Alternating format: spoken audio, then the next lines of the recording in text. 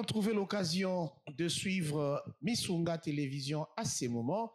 À travers votre programme L'Entretien, nous faisons parler des Congolais qui ont des avis et des points de vue à émettre autour des faits et des événements qui prennent corps dans notre cher et beau pays.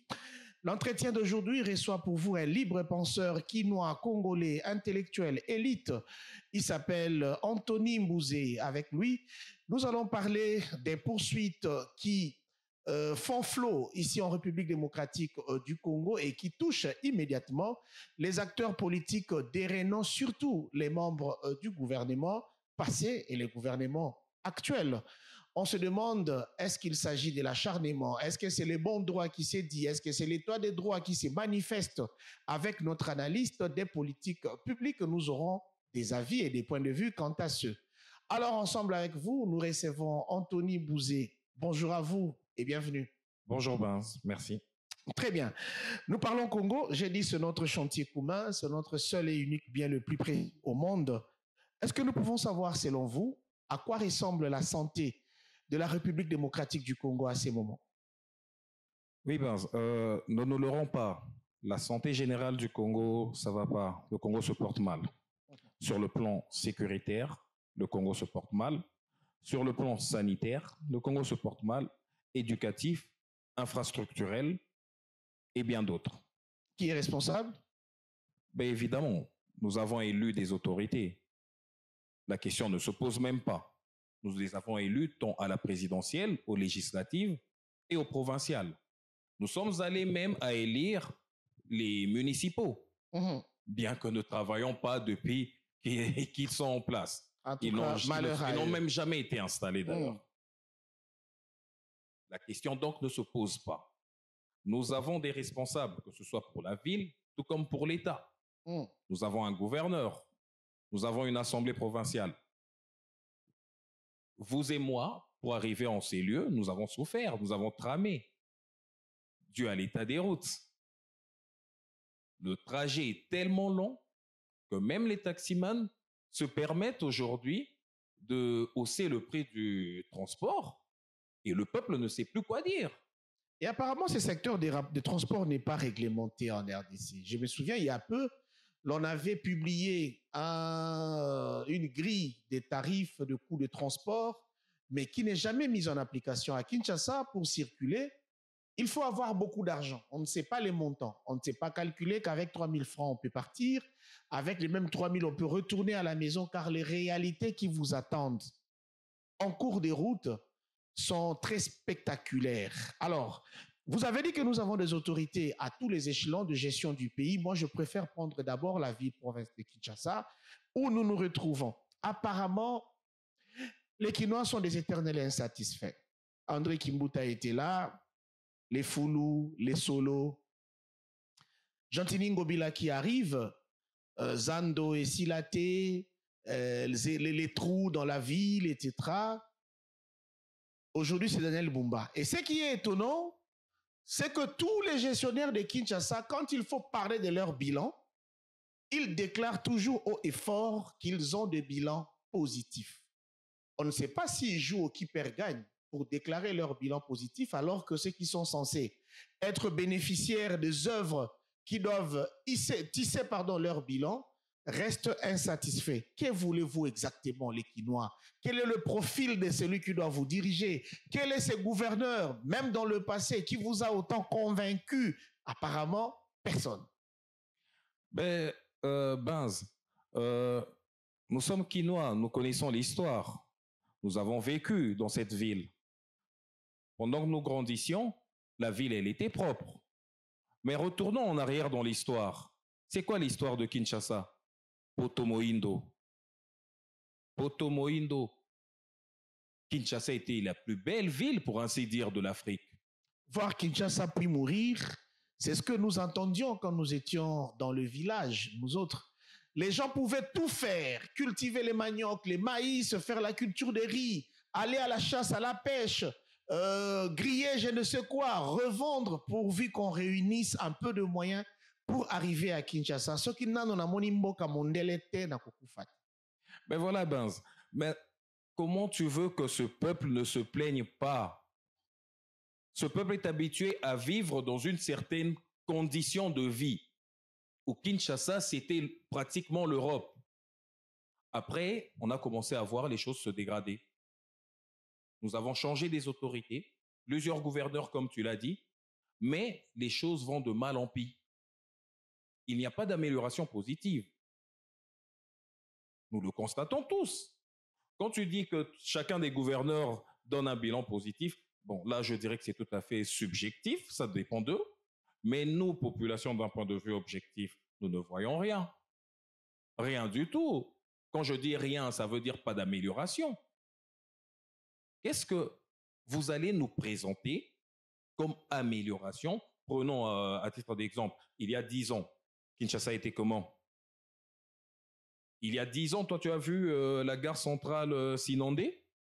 Mais quelle est la participation des Quinois eux-mêmes à l'amélioration des conditions de leur province, qui est la capitale du pays le plus regardé dans le monde? On voit les Quinois jeter des immondices aux heures tardives dans les rues de Kinshasa. On voit les Quinois déposer les urines n'importe où, déféquer même. J'ai vu quelqu'un déféquer sur le saut de mouton à la Tchangou. J'ai vu des gens vider leurs fosses septiques pour évacuer la matière fécale dans les caniveaux des rues et tout ça. Les Quinois lui-même n'est pas sérieux. Ben, je vais te dire une chose qui va paraître être une dénonciation. Sur le boulevard du 30 juin, l'ancienne gare, là où il y avait la police de roulage, il y a un conteneur de police, un Souciat, comme on les appelle. Mais à 2 mètres de ce Souciat, tu trouves quelqu'un qui fume du chanvre. Et ça à 9 heures. Sur le boulevard et sur les artères, les nombreuses artères de la Gombe au centre-ville, tu vois des étals où l'on vend des alcools locaux, Aguene, Lotoko, plus les whisky frelatés des Indiens et du chanvre. Lorsque l'État n'a pas une bonne politique éducationnelle, à quoi ça tombe? Nous avons un grave problème d'éducation. Un problème d'homme. Un problème d'homme. C'est, pour ainsi dire, le seul problème que le Congo ait en réalité. Connaissez-vous les issues de sortie de ce problème? Eh bien, nous devons éduquer la population. Et pour bien éduquer la population, nous devons commencer par mettre la population dans des conditions de vie acceptables. Lui donner le minimum. Comme disait un savant, on ne peut éduquer qu'un individu éducable. Pensez-vous que les Quinois sont éducables? Mais le Quinois n'est pas éducable pour quelle raison? Vous allez aller dire à cette personne qui habite un coin reculé de Kinshasa où il n'y a pas d'électricité, où l'eau potable de la régie des eaux n'existe pas, c'est l'eau du forage, ou quand tu te laves avec, tu te grattes, tu as des démangeaisons partout. Tu vas aller dire à cette personne qui souffre en sachant que l'État existe et ne fait rien pour lui, tu lui diras, moi je suis l'État, je viens pour t'éduquer. Soyons sérieux. Créons d'abord les conditions. Des conditions de vie viables. Des conditions dignes des êtres humains. Et ensuite, apportons-leur l'éducation. Et là, on pourra poser la question si le Quinois est éducable ou pas. Comment jugez-vous l'action de l'actuel gouverneur de Kinshasa, Daniel Bumba? On le voit quand même sur tous les terrains en train de se battre pour redorer l'image datant de la ville de Kinshasa. On l'a vu il y a peu avec une société de télécommunications de la place dans un programme d'assainissement du boulevard du 30 juin et tout. D'aucuns pensent que à ces petits parcours qu'il a déjà consommé à la tête de la ville de Kinshasa, le bilan est quand même criant et positif. Je vous répondrai en disant, on l'a vu sur l'avenue Kassavoub avec le président de la République, je crois il y a près d'une année. Je ne sais pas si l'avenue Kassavoub est toujours ouverte. C'est ouvert maintenant? On l'a vu avec les sinistrés de Tchangou, hmm, n'est-ce pas? Oui, oui. Je ne sais pas dans quelles conditions vivent encore ces sinistrés aujourd'hui. Évidemment, ce sont des questions rhétoriques. Ce que je veux dire, c'est quoi? On le voit dans la rue, on le voit lancer des programmes, on le voit faire des partenariats. Mais je suis désolé, tout ça, c'est quoi? Quand il n'y a pas d'impact au sein de sa population. On les a vus sur l'avenue Kabambar, pour ne prendre que cette avenue. D'ailleurs, en évoquant Kabambar, je ris. J'esquisse un sourire, mais à l'intérieur de moi, je suis complètement énervé de savoir que cette avenue, d'après ce qu'on voit sur les réseaux sociaux, sur une pancarte installée aussi, que cette avenue prendra 24 mois. 3,2 km de route, 24 mois de réhabilitation.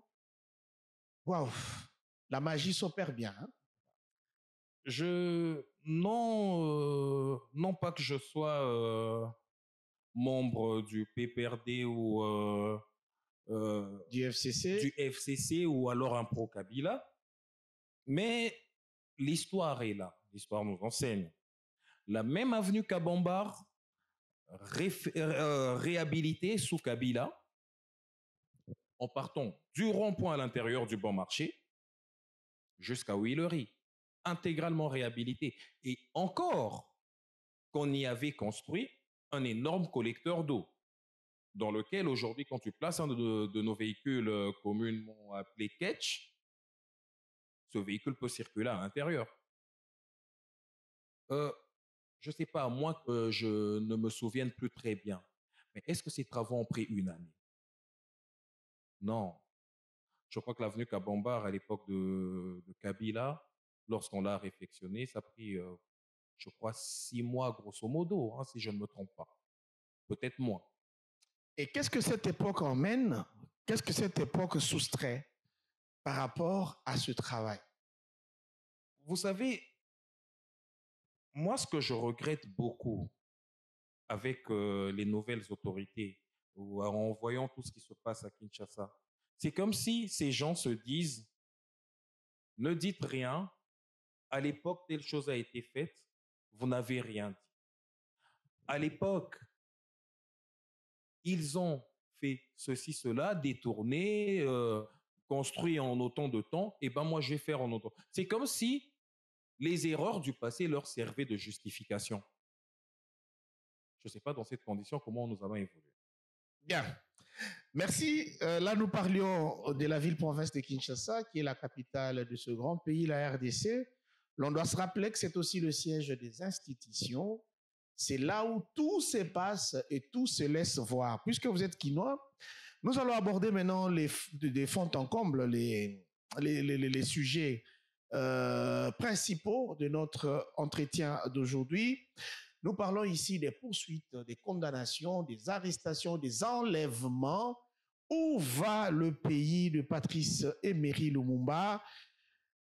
Que doit-on attendre jusqu'à la fin du mandat de Félix-Antoine Tshisekedi?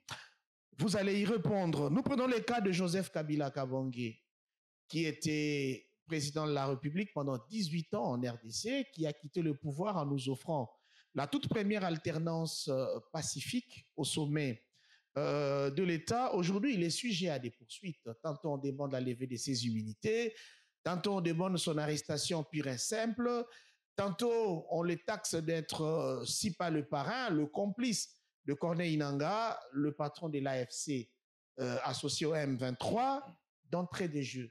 Connaissant Kabila, vous avez vécu au Congo pendant les 18 ans, pensez-vous, comme les autres, que Kabila pourrait s'élancer dans une telle démarche contre la République?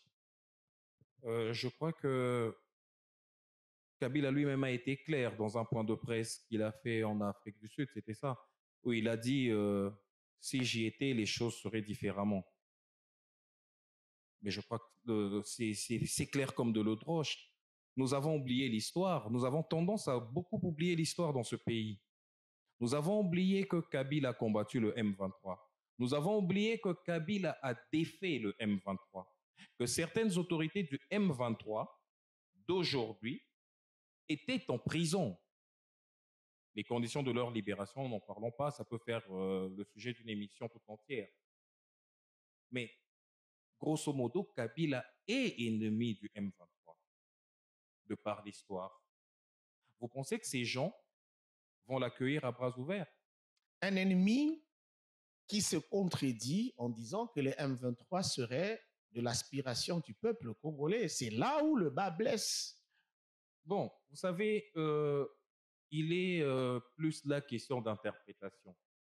Lorsque M. Kabila a dit que l'AFC M23 est l'aspiration du peuple congolais, nous ne devons pas régresser ou alors réduire plutôt, c'est ça le terme exact, réduire le peuple congolais à nos seuls partisans. Quand vous avez un parti politique, le peuple congolais, ce n'est pas vos seuls partisans. Même ceux qui sont contre vous, qui ne partagent pas vos idéaux, sont des Congolais. Mais la vérité est quoi? C'est que on aura beau dire que l'AFC M23, supplétif du Rwanda, ça c'est la rhétorique officielle du gouvernement, mais n'empêche qu'à l'intérieur, il y a des Congolais. Récemment, nous avons vu sur la toile des Congolais quitter les États-Unis d'Amérique, le Canada, Londres, Bruxelles, Paris, pour rejoindre le M23. Ces gens sont des Congolais.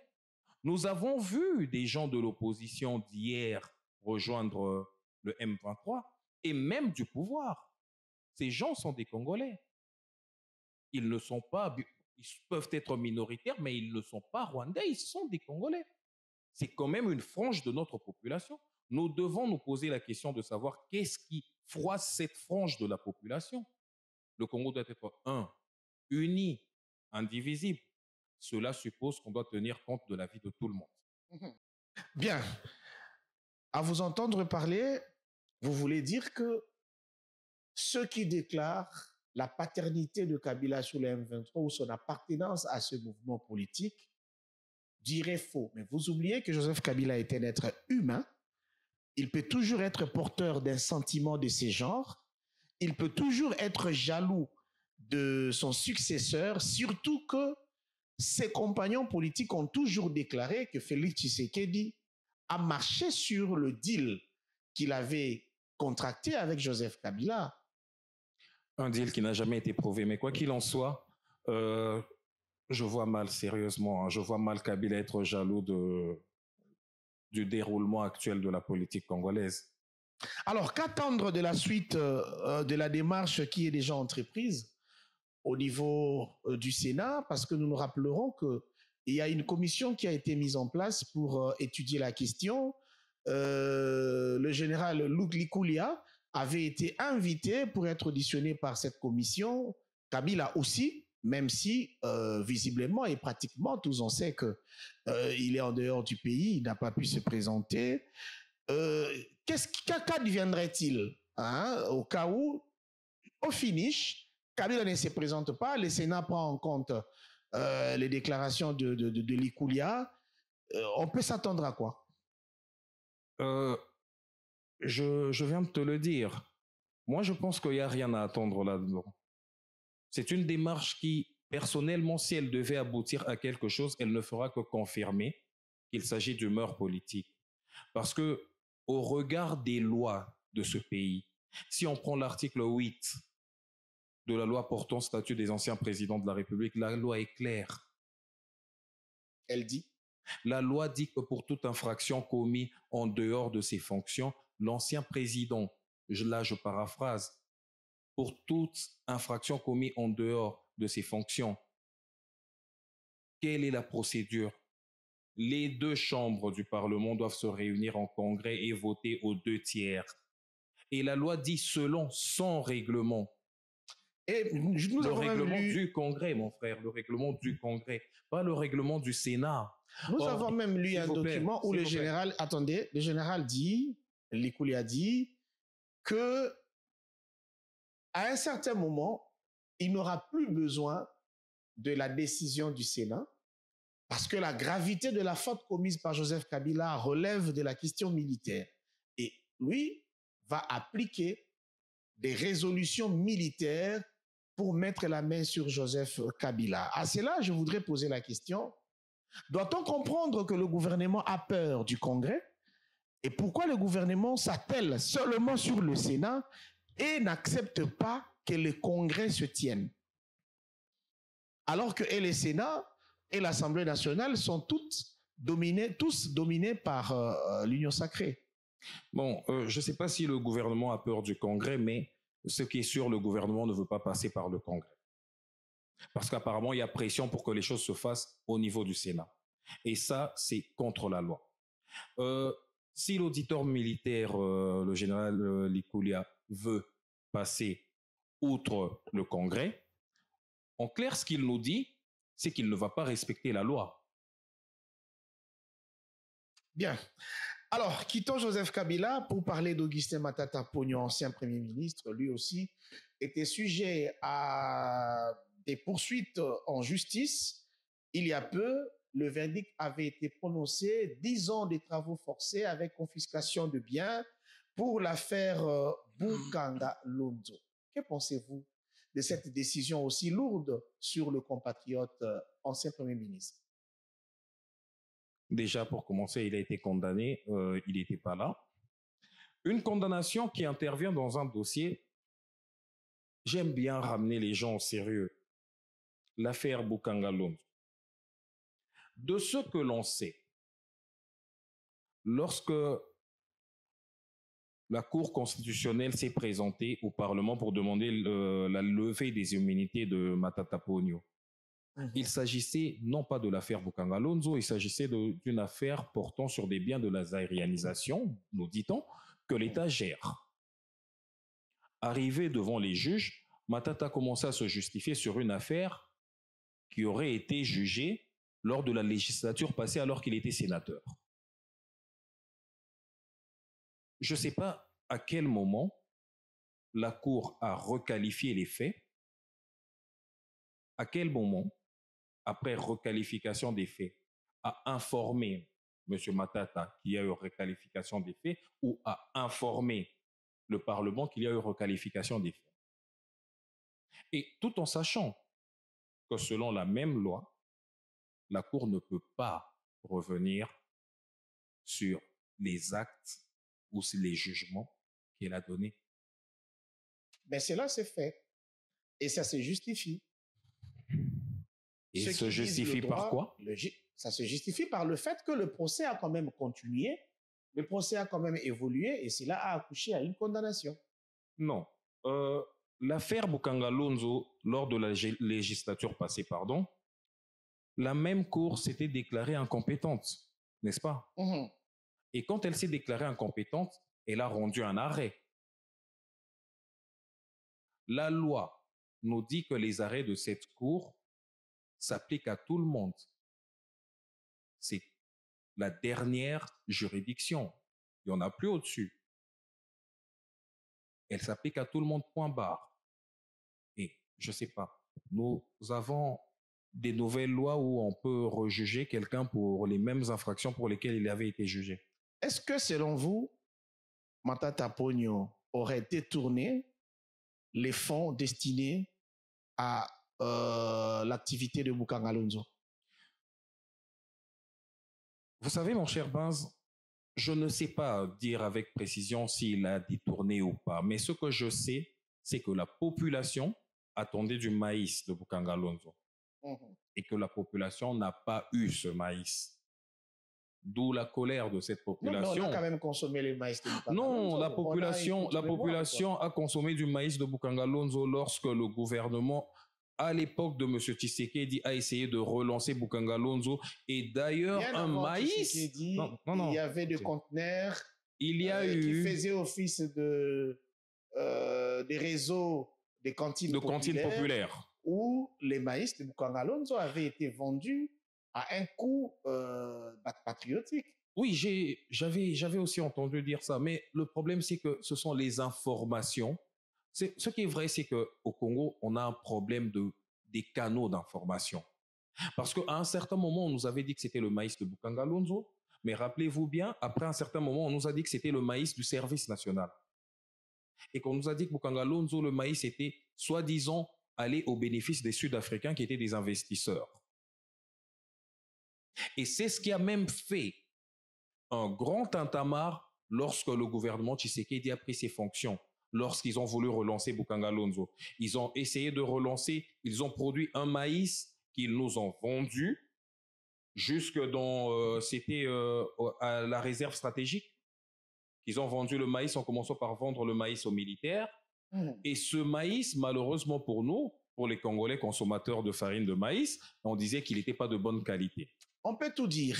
Pendant la poursuite, pendant qu'on prononce le verdict contre Matata Ponyo, que devient Bokanga Lonzo? Qu'est-ce qu'on en fait maintenant? Ben voilà. Là, c'est pratiquement comme les destructions qu'on voit dans la ville de Kinshasa. Nous détruisons, mais pour faire quoi après? Bien. Alors, Anthony Mbouzé, nous allons vraiment à la fin de notre entretien. Il reste peut-être une ou deux petites questions. Nous prenons les cas de Constant Moutamba, lui aussi.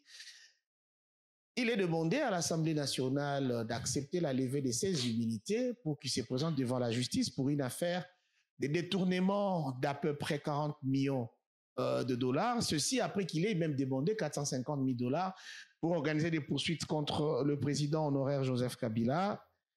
La justice veut rendre justice au ministre de la Justice. À quoi ça rime? C'est une très belle tournure.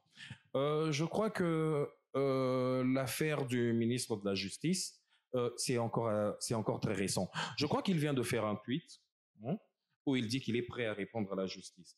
Le réquisitoire lu par le rapporteur du Parlement était assez clair. D'ailleurs, pour ceux qui ont suivi, on a même entendu le président du Parlement dans son micro qu'il peut-être pensait fermé, qui ne l'était pas, dire qu'il sera obligé de démissionner pour aller se défendre. C'est une procédure tout à fait normale. Je pense que nous devons aussi avoir cette culture au Congo où, lorsqu'il y a une instruction préjuridictionnelle, de respecter le secret de l'instruction. Et dans ce sens, je préfère ne pas trop m'étaler dessus, mais en regardant comment les choses vont évoluer. Apparemment, la République est dans la rue, hein? Il n'y a plus de secret d'État, tout est étalé dans les réseaux sociaux. Il y a un courrier qui est plié, qui doit être déposé à une instance tel jour, mais la veille déjà, ça fait buzz dans les réseaux sociaux. Comment vous comprenez cette façon de faire? Oui, le pouvoir est dans la rue, comme vous le dites. Moi, je me pose plutôt cette question. Qui recrutons-nous? Qui élisons-nous? Grosso modo, qui élevons-nous aux hautes responsabilités? Parce que ce pli, par exemple, aujourd'hui, on est en train de crier, l'information a fuité. Mais le pli a été remis à une personne bien connue des services qui devait l'emmener à un point Y, d'un point X à un point Y. La personne est bien connue. Donc, il n'y a pas à chercher. Mais malheureusement, c'est le cas dans quasiment tout. Dans quasiment tout. Aujourd'hui, vous vous rappelez de l'époque du Premier ministre Bruno Tshibala? Bagarre au sein du bureau, je crois une de ses filles avec un collaborateur, passé dans les réseaux sociaux. En tout cas, on évolue, on prend le dernier point. Il est signalé l'enlèvement de l'ancien ministre de Mines sous Joseph Kabila, M. Martin Kabweloulou. Il a été pris mano militari avec sa femme, destination inconnue. Le FCC a levé le ton pour comment je dirais, dénoncer cette énième pratique qu'il considère comme de la provocation ou encore du règlement de compte. Vous avez certainement des informations, même si vous n'en avez pas. Que pensez-vous de cet enlèvement de Martin Kabweloulou? Pourquoi lui, alors qu'il était ministre de Mines? Vous avez quand même la situation sécuritaire et politique. Là, c'est une situation quasiment sécuritaire, mais intrinsèquement liée à la politique, devient de plus en plus inquiétante au Congo et surtout à Kinshasa. De mon point de vue, je commence à avoir l'impression que tout est fait avec calcul. Il y a des officines forcément quelque part, parce que nous ne sommes pas habitués, nous, Congolais, surtout qui nous, à voir les choses de loin, mais il y a certaines personnes qui analysent et voient les choses de loin. Dieu merci, j'en fais partie.